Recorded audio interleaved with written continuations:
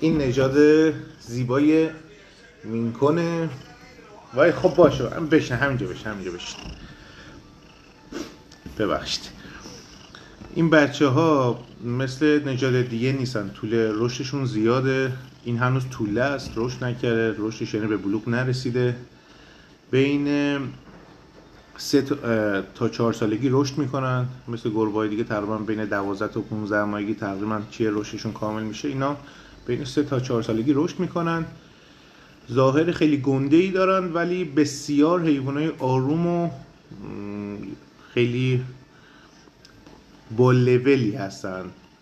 مثلا نگاه کله‌شو فقط نگاه کن، 2 تا کله گربه‌های بالغ ماست. حیوانای خوبی هستن، شخصیتی در مخالف ظاهر غلط اندازشون. خیلی حیوانای آروم و لایکی